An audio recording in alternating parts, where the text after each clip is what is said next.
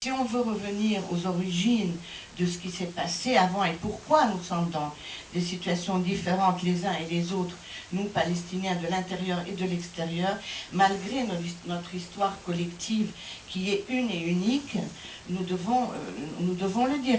Et moi, par exemple, on m'a bâillonné carrément avec le dernier film que j'ai fait pour ne pas avoir à passer dans les télévisions françaises. Pourquoi mon film a par exemple été acheté par France 5 et ça fait 3 ans qu'on attend, c'est les propos de France 5, de trouver une grille pour passer mon film. C'est quelque part bâillonné. Le langage, le verbe est très important dans le film. Ce n'est pas seulement l'image, il faut dire les propos. Et les propos dans le dernier film, ils sont basés sur des citations des leaders sionistes, de comment ils voyaient l'établissement d'un État juif en Palestine. Et si on ne remonte pas aux origines de ce qui se passe maintenant sur le terrain, personne ne comprendra jamais quelque chose à la Palestine. Et pourtant, c'est une histoire très, très simple. Je vais peut-être, juste avant de passer la parole à nos 3 amis, donner une petite précision, pour ceux qui ne le savent pas. Il y a donc les cinéastes palestiniens comme Elia Suleiman ou dernièrement Iyam Abbas, la comédienne qui vient de faire son premier film, qui sont des Palestiniens qu'on nomme Palestiniens de 48, ou les Israéliens les appellent les Arabes israéliens, et eux-mêmes se nomment parfois les Palestiniens d'Israël. Ces Palestiniens qui font du cinéma palestinien, qui sont de nationalité, de culture palestinienne, vivent en Israël et ont donc accès, ce qui n'est pas forcément le cas de Red Andoni, ont donc accès au fonds israélien, d'un fonds qui s'appelle le Israeli Fund, comme nous ici en Suisse, l'Office fédéral de la culture. Voilà. Donc ils ont eu tendance, certains, le film que vous avez vu par exemple hier soir, A Man with a Cell Phone, a été fait avec le New Israeli Fund. Voilà. Donc c'est l'objet d'un énorme débat au sein de la communauté des cinéastes palestiniens. Et certains pensent qu'il ne faut pas avoir accès à cet argent, et d'autres disent que c'est le seul qu'on peut avoir parce qu'on est palestinien, mais on a un passeport israélien. Voilà. Sachez, c'est un peu là-dedans que se situe le débat. Et les gens du BDS, de Boycott Sanction, pensent parfois qu'il faudrait ne pas avoir accès à ce fonds et le refuser. Voilà. Donc c'est l'objet d'un grand débat. Ray, maybe you could answer the question? Yeah. I can talk a lot.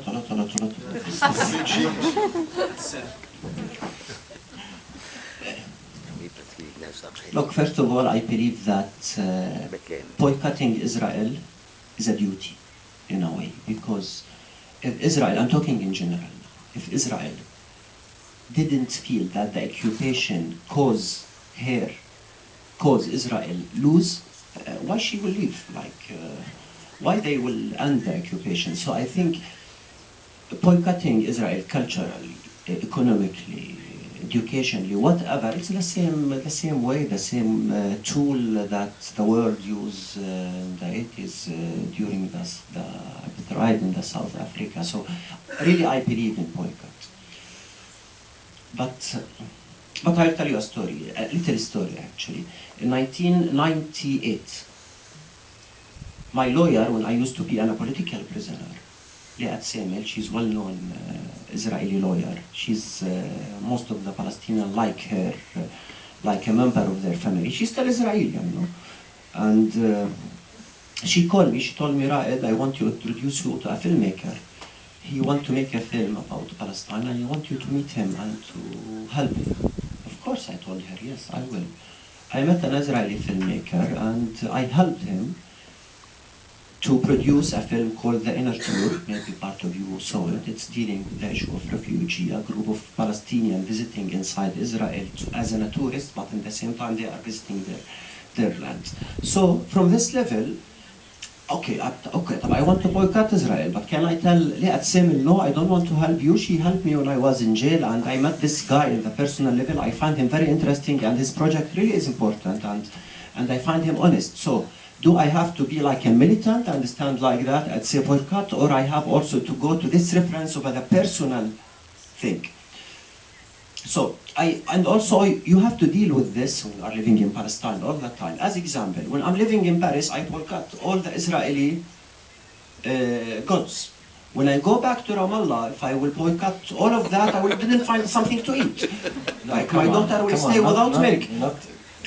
Honestly, go to any supermarket. Go to any supermarket in Ramallah. I don't agree with you. 80% of the products is Israeli products. No, you can live in Palestine with Palestinian products, with international products even.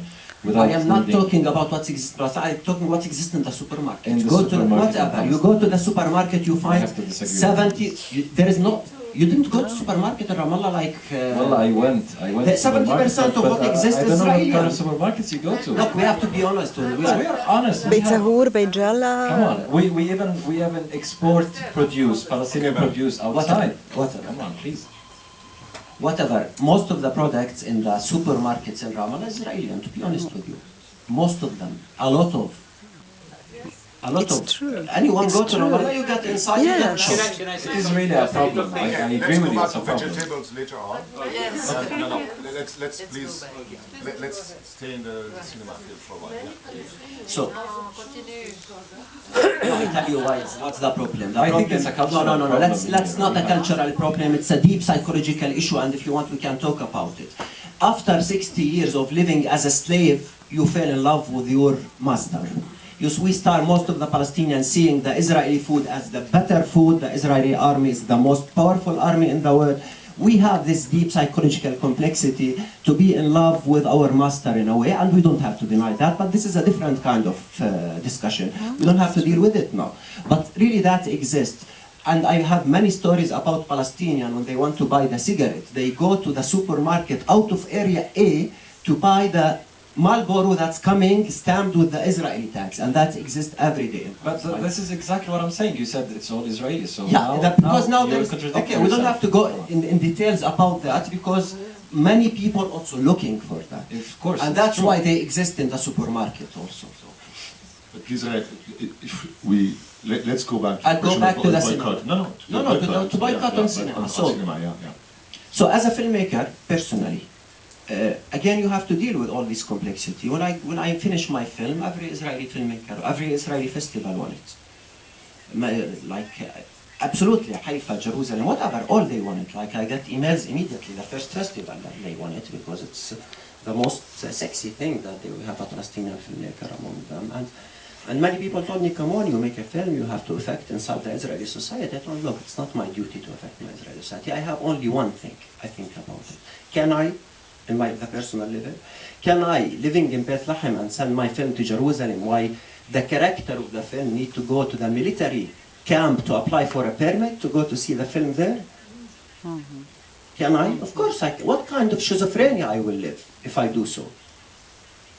So, if I take it also to the personal level, as a Palestinian who has all this experience, of course I refuse. I refuse to send them I refuse to, and also deep inside I want to punish the occupation. Deep inside, really, I wish to punish the occupation of occupying the place that I born in. But do you understand your colleagues from 48? I understand. Going to take the money from the Israelis? I understand. I disagree, but I understand. I wish they have alternative, but in the same time, me personally, I don't have alternative. I have to find my way through whatever, Europe, France, some Arab cultural stuff, Switzerland, whatever. But in the end, yes, I understand, because they don't go back to the same references. They don't have the same vision, and I told you from the beginning, I learned to accept and respect that we are the Palestinians seeing things from different point of view. Thank you.